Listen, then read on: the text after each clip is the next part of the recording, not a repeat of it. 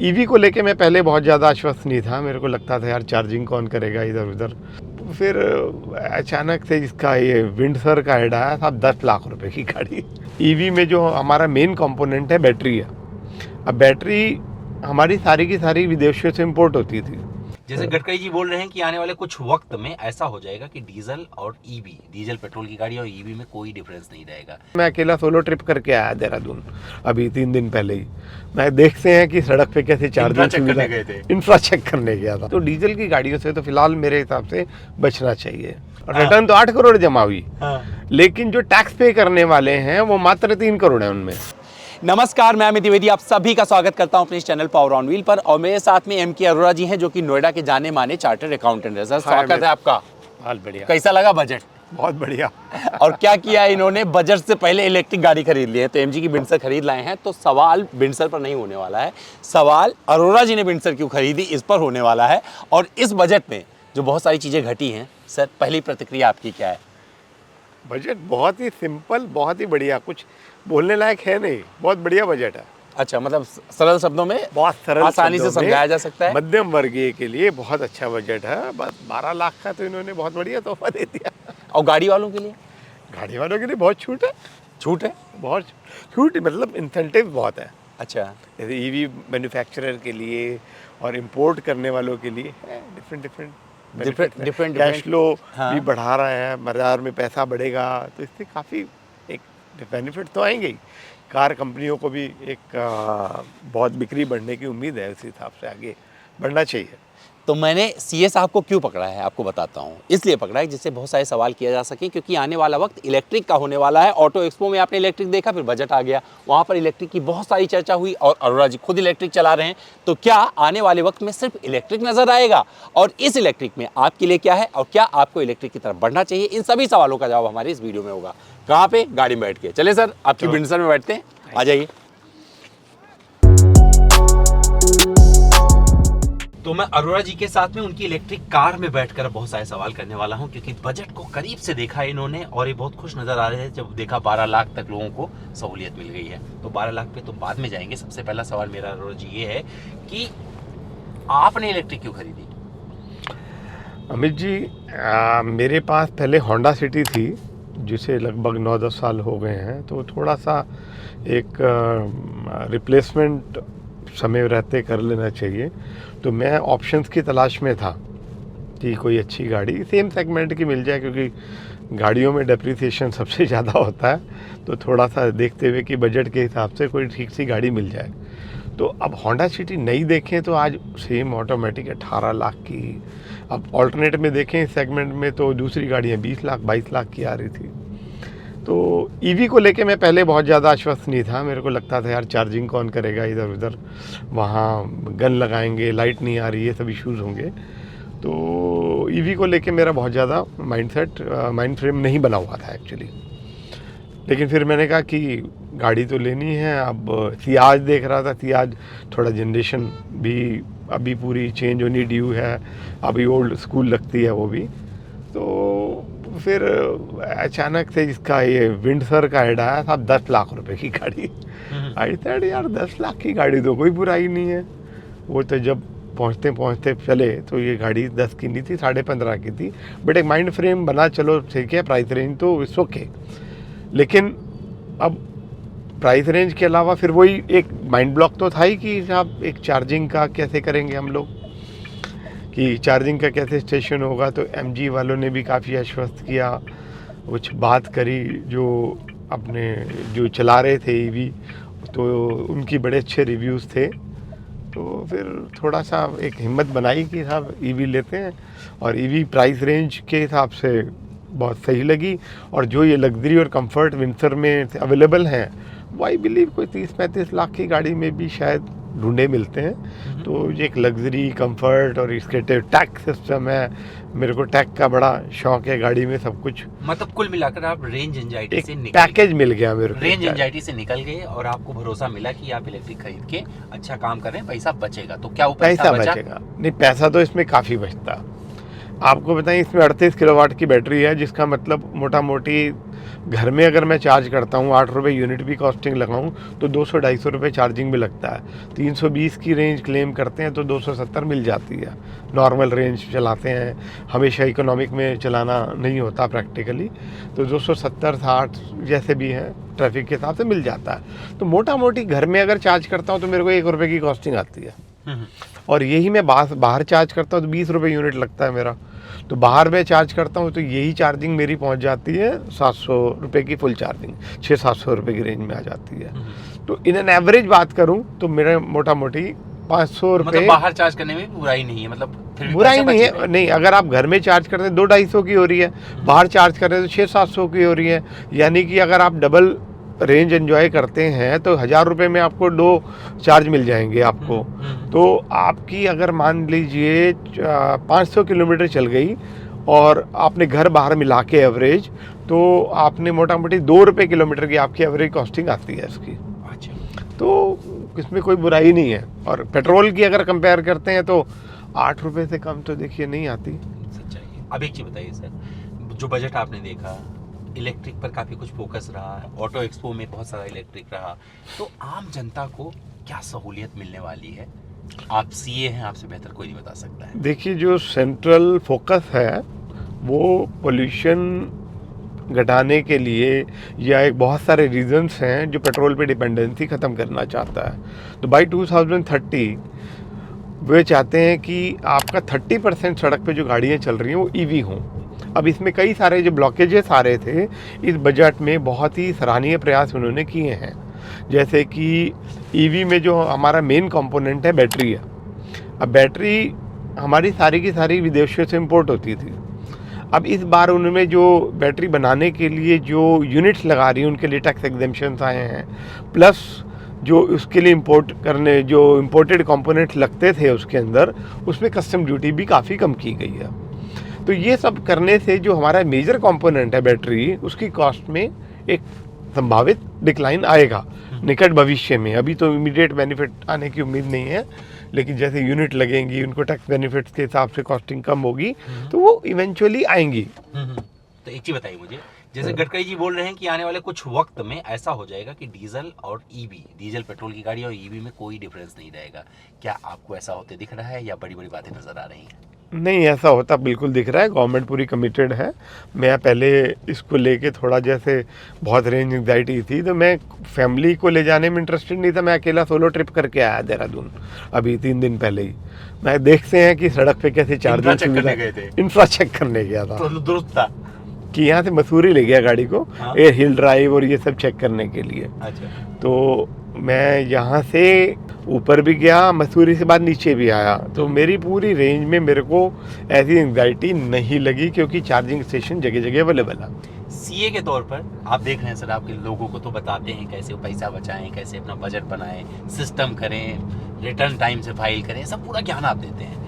अगर अब कोई गाड़ी खरीदने जा रहा है तो आप उसे क्या सजेशन देना चाहेंगे सीए के तौर पर? उसे कहाँ ज़्यादा बेनिफिट होगा, दिल से बताइएगा। ये एक इंडिविजुअल नीड पे डिपेंड करता है। तकनीकी के आधार पर जवाब दीजिएगा सर। ये नीड पे मैं इसलिए बोल रहा हूँ क्योंकि आपकी ड्राइव कितनी है उसके ऊपर बहुत बड़ा डिपेंड करता है। आपकी ईवी में जो अभी मैं कह नहीं सकता कि फ्यूचर में इसका डेप्रिसिएशन कितना जाएगा, कि बैटरी की रिप्लेसमेंट कॉस्ट कितनी होगी, तो उस पर बैठ के आप बेस कर सकते हैं। लेकिन अगर आपकी रनिंग बहुत ज़्यादा है, मान लीजिए 50 से 100 किलोमीटर पर डे की है, तो ईवी तो आपको आज ही बेनिफिट दे रही है। आज ही बेनिफिट, और मुझे लगता है आज का बेनिफिट ही सबसे ज़्यादा, क्योंकि आज का बेनिफिट बहुत है। लेकिन अगर आपकी गाड़ी सेकेंडरी है, थर्ड है, गाड़ी आपकी चल रही है 5 किलोमीटर 10 किलोमीटर, तो उससे कोई बहुत ज़्यादा बेनिफिट नहीं है। हाँ। वो तो, लेकिन फ्यूचर में जैसे डीजल की गाड़ियाँ तो हाईली डेप्रिशिएट होंगी, तो डीजल की गाड़ियों से तो फिलहाल मेरे हिसाब से बचना चाहिए। वो बात अलग, ड्राइव फन शौक के की फिर कोई कीमत नहीं होती। लेकिन आप ये कहें कि इकोनॉमिकल वाइज डीजल फ्यूचर में आपको बहुत अच्छा बेनिफिट नहीं देगा। तो सर, जैसे मैं देख रहा हूँ कि आप लाइफ टाइम वारंटी पे बैठे हो, वारंटी, तो क्या आपको लगता है कि सारी कंपनियों को लाइफ टाइम के सहारे ही भरोसा जीतना पड़ेगा? बिल्कुल देना चाहिए। अगर उन्हें अपने प्रोडक्ट पे विश्वास है तो उन्हें देना भी चाहिए, क्योंकि अल्टीमेटली एक कस्टमर आपके ऊपर रिस्क लेके आगे बढ़ रहा है, वो पहले रिलेक्टेंट है। हाँ। ईवी में चार्जिंग स्टेशन नहीं मिलेंगे जी, और वहाँ आपको बैटरी का पता नहीं क्या होगा। हम मोबाइल की बैटरी देखते हैं कि आज पहले साल अगली है, 3 साल बाद वो डिप्लीट कर जाती है, और जो पूरा दिन चलती थी बैटरी वो आधा दिन चलती है। तो अभी क्या हम लोगों को एज ए कस्टमर बहुत ज़्यादा कॉन्फिडेंस नहीं है कि ईवी की बैटरियाँ ये चले पाएंगी, उस फ्यूचर दे पाएंगी कि नहीं। अच्छा। तो टेक्निकली एक भरोसा तो देना पड़ेगा। अब कौन सी टेक्नोलॉजी की बैटरी कैसी है, हाँ। और बहुत चेंजेस आ रहे हैं, अभी कुछ कह नहीं सकते, बहुत सारी चीजें बदलेंगी अभी। बहुत बदल रही है। 12 लाख तक अब टैक्स देने की जरूरत नहीं है, सरल शब्दों में। मतलब टैक्स इस बार लोग बोल रहे हैं सर कि बहुत कुछ समझने समझाने वाला नहीं है, सब सिंपल है टैक्स में, जो मतलब ये बजट में आया है। बट फिर भी 12 लाख रुपए तक टैक्स नहीं है। अरोड़ा जी के हिसाब से अब कितना बेनिफिट लोगों को कैसे मिलेगा, और अब गाड़ियां खरीदना क्या लोगों के लिए आसान हो जाएगा, या गाड़ी खरीदने से टैक्स में कोई बेनिफिट करने की, अब वो सब जो जरूरत से लोग खरीदते थे ना कि भैया EMI करवा लो टैक्स बचता रहेगा, इन सब की जरूरत पड़ेगी अभी? देखिए, हमारा जो हिंदुस्तान है ना, ये एक पैट्रियार्कल सेटअप चलता है मेजरली, जहाँ पर एक व्यक्ति कमाता है, 5 लोग खाते हैं, खाने वाले होते हैं, उस पर डिपेंडेंट होता है, पत्नी बच्चे एंड ऑल। एक व्यक्ति जो कमाता है और वो 5 जगह उनके कंजम्पशन में होते हैं। विदेशों में जैसे देखा जाए तो हर व्यक्ति अपनी जगह कमाता है, तो हम लोग कई बार कंपेयर करते हैं। तो ऐसे पिछले सालों में ट्रेंड देखा गया कि जब इनकम की छूट 5 लाख थी तो लोग 4,90,000 की रिटर्न फाइल करते थे। क्यों करते थे? कि हाँ, वो रिटर्न फाइल करनी कंपलसरी है फॉर ए सर्टेन रीजन। और अभी भी जो देखा गया है कि जो 8 करोड़ के करीब रिटर्न फाइल हुई हैं सन 2023 की, 22-23 फाइनेंशियल ईयर की, जिसमें से 4 करोड़ 90 लाख में कोई टैक्स नहीं था। वो रिटर्न जबरदस्ती की फाइल हो रही थी। हाँ। यानी कि टैक्स पेयर इस देश में 8 करोड़ में मात्र 3 करोड़ ही है अभी भी। अच्छा, भरने वाले कहने के लिए हो गई 8 करोड़ है। आयकर तो भर रहे, रिटर्न भर रहे हैं 8 करोड़, रिटर्न तो 8 करोड़ जमा हुई, लेकिन जो टैक्स पे करने वाले हैं वो मात्र 3 करोड़ है उनमें। अच्छा। 3 करोड़ 10 लाख के आसपास है मात्र। तो यानी कि 4 करोड़ 90 लाख जो ITR उसमें टैक्स तो था ही में आता हूँ। हाँ, ठीक है। तो अब क्या है कि इन्होंने जो एनालिसिस किया कि 12 लाख से कम जो रिटर्न फाइल करते हैं वो उनको टैक्स तो कुछ आता ही नहीं है। अब प्रोसेसिंग कॉस्ट और ये सारी पूरी पड़ती है, और लोगों ने मिडिल क्लास का थोड़ा सा इस बार बहुत न्यूज़ भी बना रखी थी कि मिडिल क्लास को सरकार ये करती है वो करती है। तो सरकार ने बहुत अच्छा कदम उठाया कि 12 लाख तक लोगों को बरी कर दिया। अच्छा, जाइए साहब, आपको कोई रिटर्न भरने की जरूरत नहीं, क्योंकि वैसे भी तकनीकी रूप से देखा जाए, तकनीकी रूप से खेल गई गवर्नमेंट। तकनीकी रूप मतलब ऐसा कुछ नहीं है, मतलब जो सिस्टम में अपना एक करेक्शन बना लिया वहाँ। करेक्शन बना ली। जबकि तो अगर हम ओवरऑल अगर हम टैक्स कलेक्शन का टारगेट देखें, हाँ? तो पहले 25 लाख करोड़ का था, वो 28 लाख करोड़ किया है। अच्छा, यानी कि सरकार को अपनी जेब से कुछ नहीं देना पड़ा, और मिडिल क्लास को भी राहत मिल गई। अच्छा। जो रिटर्न भरने के झमेले होते थे उनको, अब वो बच गए। तो अब जो कमा रहा है उसे क्या सजेशन देना चाहेंगे अरोड़ा जी? कैसे, क्या अब वो भरे 12 लाख के ऊपर जाके, या फिर वैसे अभी अब 11,90,000 का भरेंगे? देखिए, आयकर तो सर्टेन जो कंडीशंस है कि रिटर्न भरनी है वो तो भरनी ही है, वो पहले से ही है कंडीशन। रिटर्न भरना जरूरी है कुछ कंडीशंस में, लेकिन वो जरूरी नहीं है कि वो टैक्स दे। 12 लाख तक टैक्स नहीं देना आपने। अच्छा, लेकिन अगर क्रेडिट कार्ड, घर और ये सब चीज़ें अगर हैं, वो कंडीशंस हैं, तो उसमें रिटर्न भरना तो पहले से जरूरी है ही है उसमें। तो सर अब आम जनता किस तरीके से प्लानिंग करे? थोड़ी सी अरोड़ा जी की तरफ से, मतलब आप इतने लोगों को ज्ञान देते हैं। प्लानिंग तो इंडिविजुअल पर्सपेक्टिव है। हाँ? प्लानिंग एक इंडिविजुअल पर्सपेक्टिव है। हाँ?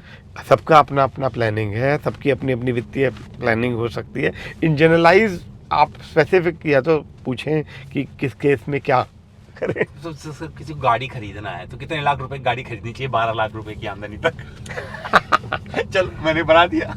देखिए, 12 लाख की गाड़ी, अब गाड़ी तो देखिए साहब, अब सारा पैसा आमदनी का तो आप गाड़ी में लगाने से रहे। हाँ। लेकिन मैं ये कहूँगा, अगर आप 1 लाख रुपए महीना कमाते हैं, हाँ। तो मैक्सिमम जो गाड़ी के लिए आप EMI या अलग जो पैसा रखें, वो ज़्यादा से ज़्यादा 20,000 रखें। 20% के ऊपर नहीं जाना चाहिए। 20% से ऊपर गाड़ी के लिए बजट मत दीजिए आप, नहीं तो आपका बजट बिगड़ जाए। सरकार का बजट बिगड़ जाएगा आपका। सरकार का बजट तो जो था ठीक है, मतलब इसके ऊपर 20,000 रुपए से ज्यादा अगर 1 लाख रुपए कमाते हैं तो 20,000 से ऊपर के आपके EMI या कुछ भी आपका ये टुवर्ड्स गाड़ी का ऑब्लिगेशन नहीं होना चाहिए। नहीं होना चाहिए। क्योंकि 20,000 देने के अलावा भी आपके और खर्चे हो जाते हैं, जैसे पेट्रोल है, मेंटेनेंस है, तो वो भी। सर, आपने बड़े करीब से बजट को रीड किया है। अब जैसे बाहर से गाड़ियां आती थी, बहुत सारा टैक्स लग जाता था, मतलब लिटरली आंखों से आंसू निकल जाते थे। बट वो शायद बहुत बड़े लोग होते थे, उनको फर्क नहीं पड़ता था। बट अब उनको राहत मिली, क्योंकि अमेरिका का बोलते हैं, अमेरिका का आंख दिखाया अमेरिका ने, भैया उनकी गाड़ियों पर इतना टैक्स ले रहे हो, खुद कमा रहे हो। तो सर इस पर क्या बोलना चाहेंगे, किस तरीके की राहत मिली है? देखिए, सबसे बड़ी राहत तो हुई है, जो इम्पोर्टेड गाड़ियाँ थी ना, पहले 120% उस पर इम्पोर्ट ड्यूटी थी, वो 70% कर दी गई है। बाइक्स पर भी, लग्जरी गाड़ियों पे भी, उनमें भी काफ़ी राहत मिली है। हाँ। जो टैरिफ हमारे यहाँ लगता था 120% का, वो घटा के 70% कर दिया गया, 70%। मतलब बड़ी राहत है ये बड़ी राहत है। उनके लिए जिनके लिए शौक जिनको बड़ी चीज़ लग्जरी है। के शौक हैं, और बाहर की कंपनियों का भी एक दबाव मान सकते हैं कि हमारी गाड़ियां आप अपने यहाँ बिकने नहीं दे रहे हैं, जो हम नहीं बनाते हैं, तो उस पर हमने राहत दे दी है हमारे देश इससे बहुत सारी कंपनियों के लिए रास्ता भी खुलेगा, मुझे लगता है, इस देखिए, राहत से। अब बाइक्स हैं, अब बाइक के बड़े हॉबी जो बाइकर्स हैं, हाँ, या वो उनको गाड़ियाँ बड़ी महंगी पड़ती थी, हाँ, वो भी काफ़ी बेनिफिट में हैं इस वक्त। बेनिफिट में है इस वक्त। तो कुल मिला के उनके लिए भी, मतलब अगर कोई अपना गाड़ी खरीदना चाहता है इंपोर्टेड, तो उसके लिए सस्ता पड़ेगा, बाहर की गाड़ी काफ़ी फर्क पड़ेगा। काफ़ी फर्क पड़ेगा। और कुल मिलाकर इस बजट को अगर देखेंगे, जैसे गाड़ी के लिहाज से देखा जाए, तो आप उस पर अपना अंतिम प्रतिक्रिया क्या देंगे? नहीं, गाड़ियों के हिसाब से बहुत अच्छा है। मेजर थ्रस्ट ईवी पर है। इंपोर्टेड गाड़ियों के लिए एक लग्जरी क्लास को भी खुश किया गया है, और इस बजट को देखते हुए लगता है कि भविष्य गाड़ी का ईवी में ही है। ईवी में ही है। तो डीजल तो आज बहुत पीछे चला गया, पेट्रोल अभी मेंटेन कर रहा है, लेकिन अब PHEV अगर आएगा ना, प्लग इन हाइब्रिड, तो वो रेंज एंग्जाइटी को भी दूर करेगा। उसके बारे में इस बजट में ऐसा कुछ अलग से नहीं है, तो वो अगर होता तो थोड़ा सा सरकार को सोचना चाहिए। तो अरोड़ा जी जाने माने सीए हैं नोएडा के, और प्रैक्टिस तगड़ी है, लोग इन पर भरोसा करते हैं, बहुत सारे लोगों की ज़िंदगी में काफ़ी कुछ दखल देते हैं, जिससे लोग गलतियां ना करें। और क्या किया अरोड़ा जी ने, बजट आने से पहले ही ईवी खरीद लिया था क्योंकि इनको पता था कि भैया फ्यूचर इलेक्ट्रिक है। और ऑटो एक्सपो अगर आपने देखा होगा, तो वहाँ पर all electric major thrust EV पर ही था। ईवी पे था। और जब आप उठाकर देखेंगे, तो बहुत सारे जो लोगों का भरोसा जम रहा है, वो ईवी है, खास करके उन लोगों को जिन्हें शहर में गाड़ी चलानी है, जिनको बाहर नहीं जाना है, वो भी ईवी की तरफ बढ़ रहे हैं, क्योंकि पैसा बहुत तगड़ा बचा रही है। बाहर के लिए थोड़ा सा मैं इसमें एक बात ज़रूर मेंशन करना चाहूँगा। जो चार्जिंग स्टेशन हैं, वो हैं ज़रूर। अब तो बहुत अच्छा ऐप आ गया है, जिसमें पता चल जाता है कि चार्जिंग कहाँ पर अवेलेबल है, नहीं है। लेकिन जैसे वहाँ पॉइंट पर जाते हैं, तो पता चलता है साहब लाइट नहीं आ रही है। दिक्कतें हैं, मतलब अभी भरोसा तुरंत थोड़ी नहीं है। दिक्कतें हैं, वो थोड़ा सा अभी जैसे इलेक्ट्रिक इंफ्रास्ट्रक्चर ये सब इम्प्रूव होते होते हो जाएगा, बट भरोसा है सरकार पर, तो ये तो काम कर रहे हैं। अभी कुल मिला के बस यही बोलूंगा, इलेक्ट्रिक उस दौर से गुजर रहा है जब मोबाइल शुरू हुआ था, तो मोबाइल जेब में रख के चलना ही अपने आप में टशन होता था, उसकी घंटी कई बार बजती ही नहीं थी, क्योंकि नेटवर्क ही नहीं आता था। तो अभी ये इकोसिस्टम दुरुस्त होना शुरू हुआ है। तो हमारे अरोड़ा जी ने अपनी सुलभ प्रतिक्रिया आप तक पहुंचा दी है। उम्मीद करता हूं आपको हमारा वीडियो पसंद आया होगा। अगर आप अरोड़ा जी का वीडियो देखना चाहते हैं उनकी विंडसर के साथ में, क्योंकि इन्होंने काफ़ी कुछ चलाया है, तो आपको कमेंट करना पड़ेगा। और ब्रेकिंग ज़बरदस्त मारी है इन्होंने, क्योंकि सामने पेट्रोल गाड़ी आ रही थी, ठोका नहीं इन्होंने। तो इलेक्ट्रिक पर भरोसा जम रहा है। क्यों जम रहा है, इसके पीछे बहुत सारे कारण है, आपसे फिर डिस्कस किया जाएगा। तो अरोड़ा जी रेडी रहिएगा, अगली बार फिर आपसे मिलने आऊँगा। Sure, thank you. वीडियो में फिलहाल इतना ही, हम फिर मिलते हैं आपसे किसी और वीडियो में। Sure, thank you.